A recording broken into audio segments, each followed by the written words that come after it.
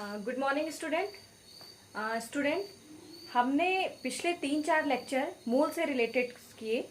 हमने किया कि मोल का पार्टिकल से क्या रिलेशन है, नंबर ऑफ पार्टिकल्स कितने होते हैं मोल में, मोल का मास से क्या रिलेशन है। और कल के लेक्चर में हमने पढ़ा कि मोल का गैस के वॉल्यूम से क्या रिलेशन होता है, और हमने उस पर बेस्ड कुछ न्यूमेरिकल्स भी किए।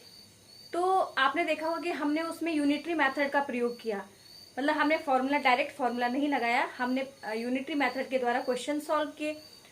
ठीक है, तो स्टूडेंट होता क्या है कि अभी देखो हम फर्स्ट चैप्टर कर रहे हैं, ठीक है, तो अभी हमारे पास फॉर्मूला लिमिटेड है।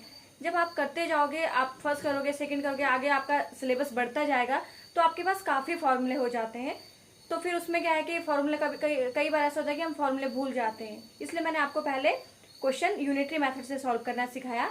और आज का जो हमारा लेक्चर है वो है मोल की समरी। हमने मोल कंसेप्ट में जितना भी पढ़ा उसकी समरी मैंने यहाँ पे नोट की है ब्लैक बोर्ड पे। ठीक है, तो समरी में क्या है कि मैंने फॉर्मूला बना दिया है, फॉर्मूला लिखा है उसका। ठीक है, तो देखो है कैसे, एन है नंबर ऑफ मोल्स। अब आपने पढ़ा मोल्स का नंबर ऑफ पार्टिकल्स से क्या रिलेशन था, अलग अलग लेक्चर में हमने पढ़ा। दूसरा पढ़ा था हमने कि वेट से क्या रिलेशन है मोल का, और कल के लेक्चर में हमने पढ़ा कि मोल का वॉल्यूम ऑफ गैस से क्या रिलेशन है। ठीक है, तो इसको फॉर्मूले में ऐसे लिख सकते हैं कि अगर आपको क्वेश्चन में वेट दिया है, अगर क्वेश्चन में आपको वेट दिया है तो यहाँ से हो जाएगा एन मतलब number of moles equal to हो जाएगा weight divided by molar mass. ठीक है, अगर क्वेश्चन में आपको पार्टिकल्स दिए, पार्टिकल्स मतलब या फिर आपको दिए होंगे कि इस कंपाउंड में आपके इतने मॉलिक्यूल्स हैं या फिर इतने एटम्स हैं, अगर आपको नंबर ऑफ पार्टिकल्स दिए या फिर एटम की संख्या दे रखी है या फिर मॉलिक्यूल की संख्या दे रखी है, तो आप ये फॉर्मूला लगाओगे कि नंबर ऑफ मोल्स बराबर हो जाएगा number of particles divided by 6.022 into 10⁻23। Clear है। ऐसे ही अगर आपको क्वेश्चन में किसी गैस का वॉल्यूम दे रखा है एसटीपी पर, तो आप कैसे निकालोगे, number of moles equal to हो जाएगा वॉल्यूम गिवन, जो आपका क्वेश्चन में वॉल्यूम दिया होगा लीटर में, डिवाइडेड बाय 22.4 लीटर। क्लियर है। और ऐसे ही अगर आपका जो वॉल्यूम है वो ml में दे रखा है, तब आप इसको ml में ये फॉर्मूला लगाओगे। तो कहने का मतलब है कि आपके जितने भी न्यूमेरिकल्स मोल से रिलेटेड आएंगे उसमें ये तीनों में से कोई ना कोई फॉर्मूला लगेगा। सपोज करो कि किसी क्वेश्चन में आपको वेट दे रखा है और पूछा है कि नंबर ऑफ मोल्स निकालो, तो आप इजिली नंबर ऑफ मोल्स निकाल दोगे। लेकिन ऐसा भी हो सकता है कि किसी क्वेश्चन में आपको नंबर ऑफ मोल्स दे रखे हैं और बोला गया कि वेट निकालो, तो भी आप इस फॉर्मूले से इजिली निकाल सकते हो। तो ये आपके मोल कंसेप्ट की समरी है, इसको नोट कर लीजिए। और इसको जब आप यूनिटरी मेथड से क्वेश्चन सॉल्व करोगे और आपको उसकी अच्छी प्रैक्टिस हो जाएगी, तो आप इसको फिर इस डायरेक्ट फॉर्मूला लगा के क्वेश्चन सॉल्व करना एग्जाम में। तो क्योंकि ये ऐसा होता है कि इसमें थोड़ा टाइम कम लगता है, कि अगर आपके पास फॉर्मूला है तो आपने डायरेक्ट फॉर्मूले में पुट के आपका आंसर निकल जाएगा। क्लियर है इतना? तो ये नोट कर लीजिए इस समरी को, और इससे रिलेटेड ज़्यादा से ज़्यादा क्वेश्चन कीजिए। ठीक है, अब इसके बाद हम पढ़ेंगे जो हमारा नेक्स्ट टॉपिक होगा, वो होगा परसेंटेज कंपोजिशन, प्रतिशत संगठन। बहुत इंपॉर्टेंट टॉपिक है और इससे एग्जाम में जरूर क्वेश्चन आता है। तो आइए शुरू करते हैं परसेंटेज कंपोजिशन।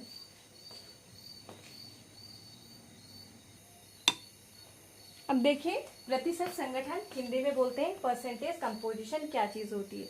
ठीक है, अब देखो परसेंट कंपोजिशन, अब आपने परसेंट नाम सुना ही होगा कि सपोज करो हम कहते हैं कि किसी बच्चे के कि एक किसी सब्जेक्ट में 40% उसके 40% उसके मार्क्स आए, तो 40% का मतलब क्या है कि 100 में से उसके 40 नंबर आए। ठीक है, तो यहाँ पे परसेंटेज कंपोजिशन का मतलब है कि आपको परसेंटेज निकालना है कंपोजिशन का, कि कोई कंपाउंड है उसका कंपोजिशन किससे मिलकर बना हुआ है।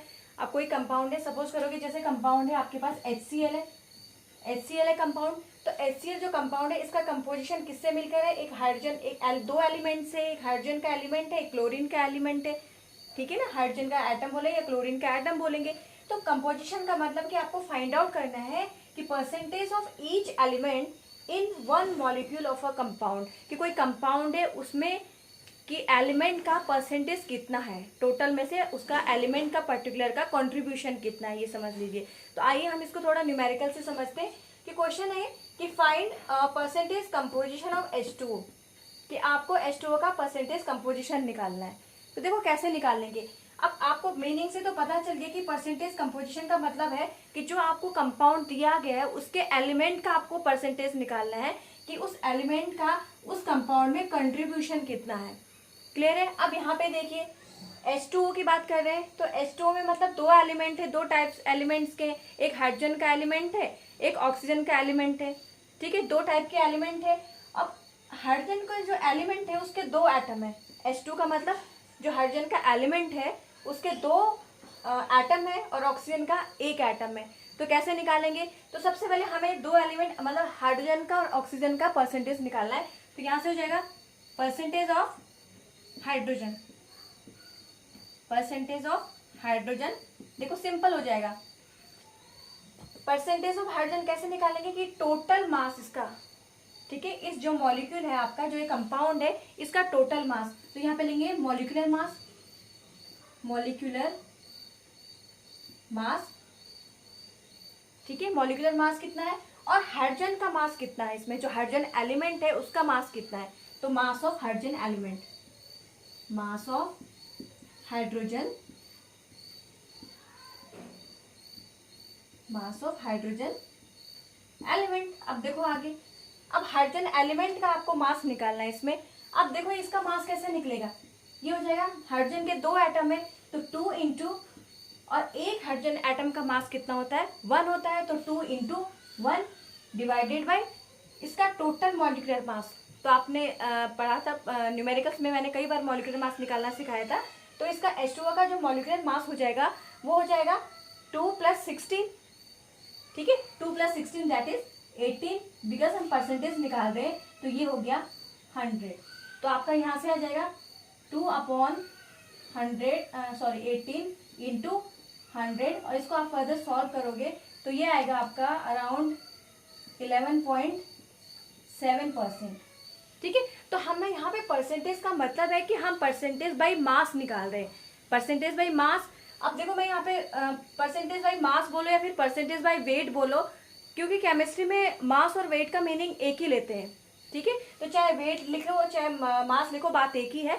तो हमें क्या निकालना है, अगर हमें पर्टिकुलर एलिमेंट का परसेंटेज निकालना है तो उस एलिमेंट का कितना कॉन्ट्रीब्यूशन है अपॉन टोटल मॉलिक्यूल का मास कितना है, ठीक है। जैसे यहाँ पे एलिमेंट हम हाइड्रोजन का निकाल रहे थे, अब हाइड्रोजन के दो एटम है, मतलब दो एटम का कॉन्ट्रीब्यूशन है इस कंपाउंड में, तो 2 इंटू एक हाइड्रोजन का एटॉमिक मास 1 होता है divided by total molecular mass इसका 18। वो आप निकाल सकते हो, कैसे निकलेगा 2 इंटू 1 + 16, ये कितना हो जाएगा 18।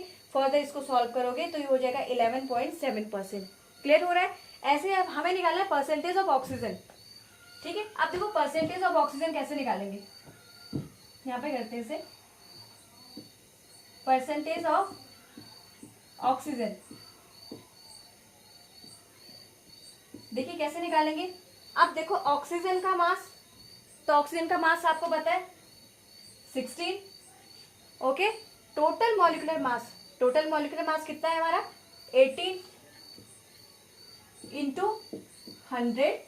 इसको आप सॉल्व करोगे तो ये आएगा ऑक्सीजन का 88, क्योंकि टोटल 100% निकाल रहे हैं ना हम, तो 100 में से माइनस कर दो चाहे इस अमाउंट को, तो ये आ जाएगा आपका 88 पॉइंट समथिंग, तो ये आ जाएगा 88.2%, ठीक है। तो बहुत सिंपल है, कुछ भी ज्यादा इसमें कठिन नहीं है, बस आपको ये देखना है कि एलिमेंट कितने हैं उसमें, ठीक है। एलिमेंट देखा जैसे कि इसमें दो टाइप है एलिमेंट्स के, एक हाइड्रोजन एक ऑक्सीजन है, ठीक है। तो आपने देखा कि पहले उस एलिमेंट का मास निकाल लो डिवाइडेड बाई टोटल मास, ठीक है। यहाँ पे हाइड्रोजन एलिमेंट की बात कर रहे थे तो उसका mass divided by total mass निकाल लिया। यहाँ पे ऑक्सीजन की बात कर रहे थे तो ऑक्सीजन का mass divided by total mass into 100, ये हो गया। तो इसका मतलब है कि अगर हमारे पास 100 ग्राम वाटर का अमाउंट है तो 100 ग्राम वाटर में से 88 ग्राम क्या है ऑक्सीजन की मात्रा है और 11 ग्राम क्या है हाइड्रोजन की मात्रा है, कि अगर, और ये जो प्रोपोर्शन है, जो ये परसेंटेज है, ये हमेशा सेम होता है, चाहे सैंपल वाटर का सैंपल कहीं का भी हो, फिर भी ये उसमें हाइड्रोजन का कॉन्ट्रीब्यूशन 88% होगा और ऑक्सीजन नहीं, हाइड्रोजन का कॉन्ट्रीब्यूशन 11% होगा और ऑक्सीजन का जो कॉन्ट्रीब्यूशन है वो 88% होगा, ठीक है। तो इसको नोट कर लीजिए। उसके बाद एक और न्यूमेरिकल करते हैं।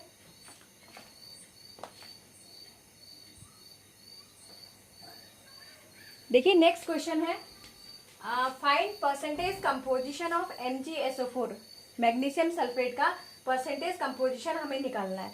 और क्वेश्चन में आपके एटॉमिक मास दिए होंगे, तो यहाँ पे दिए हैं, इन तीनों के एटॉमिक मास दे रखा है, मैग्नीशियम का 24, सल्फर का 32 और ऑक्सीजन का 16, ठीक है। अब अब देखो आपको इसका कंपोजिशन, परसेंटेज कंपोजिशन निकालना है। तो सबसे पहले इसमें देखो 3 टाइप के एटम है, मतलब मैग्नीशियम का 3 टाइप के एलिमेंट है, सॉरी, ठीक है। एक मैग्नीशियम का एलिमेंट है, फिर सल्फर के एलिमेंट है, ऑक्सीजन का एलिमेंट है। तो सबसे पहले निकालेंगे percentage of magnesium, percentage of magnesium, ठीक है।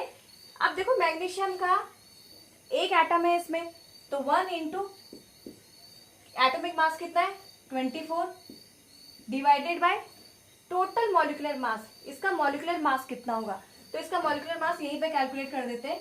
तो ये इसका मॉलिक्यूलर मास हो जाएगा 24 प्लस सल्फर का 32 प्लस ऑक्सीजन के 4 है, तो ये हो जाएगा 4 इंटू 16, तो ये हो जाएगा 64, ठीक है। इसको जोड़ेंगे तो ये आ जाएगा आपका 24, और इसको सॉल्व करेंगे तो ये हो जाएगा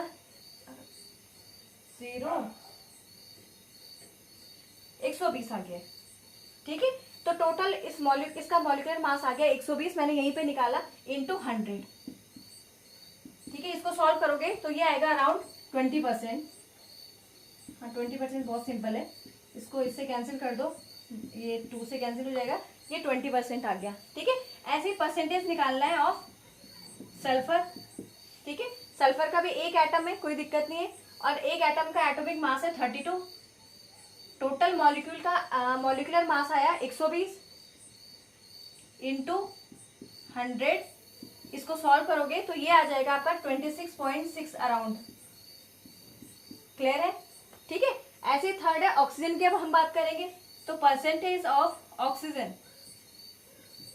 अब देखो यहाँ पे क्या है, एलिमेंट की मैं यहाँ पे बात कर रही हूँ, percentage of magnesium element, percentage of sulphur element, percentage of oxygen element, ही लिख देती हूँ मैं, ये एलिमेंट की बात हो रही है यहाँ पे।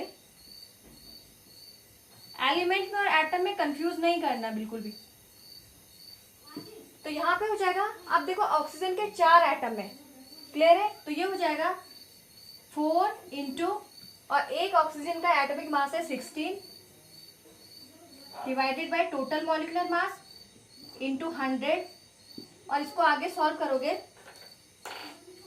तो ये इसको सॉल्व कर लेना, तो ये आएगा अराउंड 53.3%, ये आपका क्या हो गया, आंसर हो गया। तो बहुत ज्यादा सिंपल है, आपको मॉलिक्यूलर मास निकालना आना चाहिए, एटॉमिक मास आपको क्वेश्चन में दिए होंगे, फिर आप इजिली कैलकुलेट कर लोगे, ठीक है। तो आप क्या करना कि अपनी टेक्स्ट बुक से इसके परसेंटेज कंपोजिशन के कुछ न्यूमेरिकल्स की प्रैक्टिस करना, ठीक है। अब नेक्स्ट हमारा जो फर्स्ट चैप्टर है, some basic concepts of chemistry, इसका हमने लगभग 80% पार्ट्स कवर कर लिया है। अब इसमें एक लास्ट टॉपिक है, एम्पेरिकल फॉर्मूला और मॉलिक्यूलर फॉर्मूला कैसे निकालते हैं, ठीक है। तो उसको नेक्स्ट लेक्चर में पढ़ेंगे, ओके।